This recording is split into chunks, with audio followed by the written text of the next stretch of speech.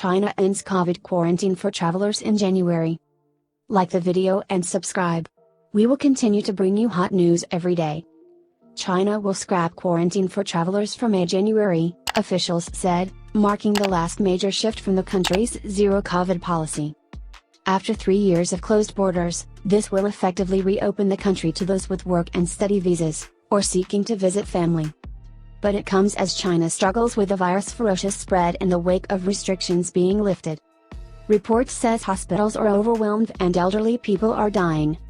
The true toll, daily case counts and deaths, is currently unknown because officials have stopped releasing COVID data. Beijing had reported about 4,000 new COVID infections each day last week and few deaths. On Sunday it said it would stop publishing case numbers altogether. But British health data firm Airfinity estimated China was experiencing more than 1 million infections and 5,000 deaths a day, according to Reuters.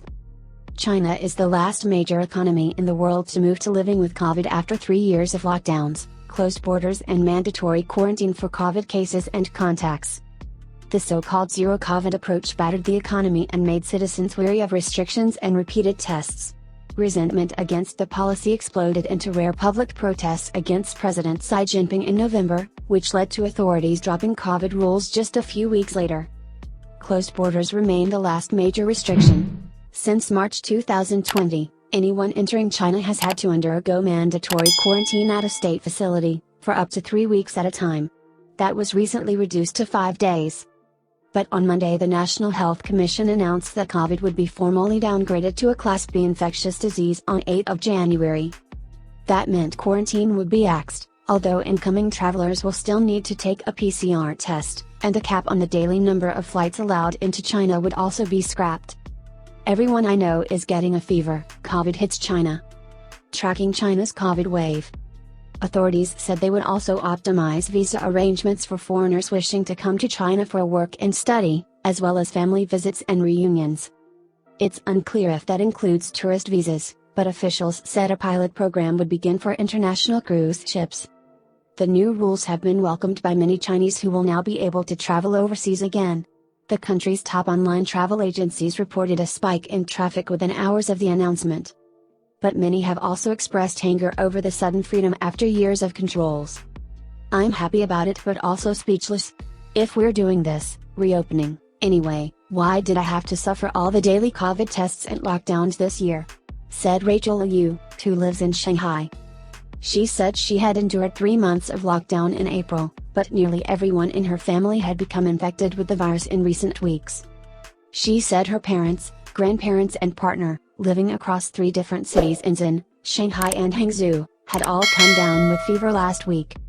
Many have also expressed concern online about borders reopening as COVID cases peak in China. Why can't we wait until this wave passes to open up? The medical workers are already worn out, and old people won't survive 2 infections in 1 month, read one top-liked comment on Weibo. People in cities like Beijing and Shanghai, which experience chilly temperatures in the winter, say they're running out of flu and cold medicine and scrounging for medical help for sick relatives. It's feared that hundreds of deaths may be going unreported as crematoriums are overwhelmed. On Monday, President Xi issued his first remarks on the changes, calling on officials to do what was feasible to save lives. State media quoted him saying the country faced a new situation with pandemic control, and needed a more targeted response. China's about turn on how it manages the pandemic has put Mr. Xi in a tough spot, analysts say. He was the driving force behind zero COVID, which many blamed for restricting people's lives excessively and crippling the economy. But having abandoned it, analysts say he now has to take responsibility for the huge wave of infections and hospital admissions.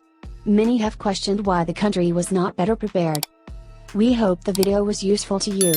Like the video and subscribe. We will continue to bring you hot news every day.